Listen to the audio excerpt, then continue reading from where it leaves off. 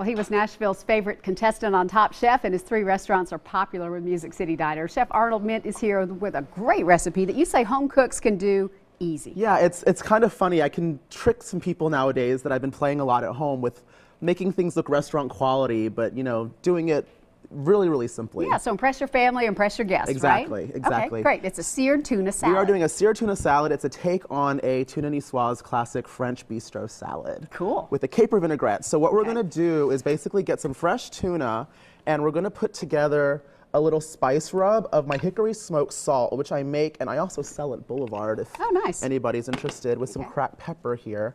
And I'm going to let you just kind of roll the tuna into all 4 sides onto the spice rub, and then put it into a hot seared pan, and it really takes seconds, 12 seconds on each side, and you're done. Okay. What's going to go well with that is some radishes. We have arugula, some fresh asparagus, and potatoes. And over here, I'm going to make a caper vinaigrette dressing that's going to go right on top of that salad as well. Some fresh dill. I have some shallots for spiciness, a little Dijon mustard to bind it all. Right? Yeah. And then for sweetness, let's just use some local honey. Why not? A shout out to our local farmers here. Yeah. Yeah, it's nice and sweet. So you need a little sweet and savory. A little sweet, a little savory. I always love a punch of freshness as well.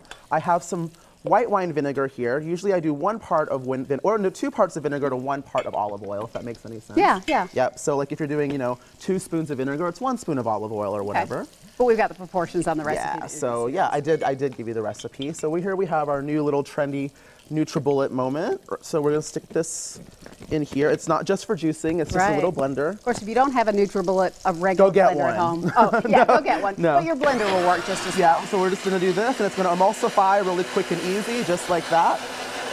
All right, you're not watching me here. Am I doing all right? You're a good cook, so I trust you. I totally trust you. I'd totally come over to your house for dinner. Would you really? Yeah. I'd be so intimidated. Come on. But I might cook up something. I think the best thing is, the best thing about cooking at home is having fun with it. And, exactly. And this is a great recipe to be able to do that. You don't have to slave over the stove. When your friends get to your house, it's basically already done, right? So there you go. You already did it. Take a look at this. How easy is that? It's just barely cooked on either side. It's barely cooked. It's supposed to be red in the middle. You want it to look like a picture frame with a beautiful pop of red in the middle. Okay, cool. We're going to place it here on the cutting board. All right.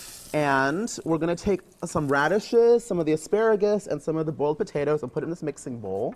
Oh, okay. Right? We're going to dress that stuff. Oh, okay. We're dressing it first. Mm-hmm.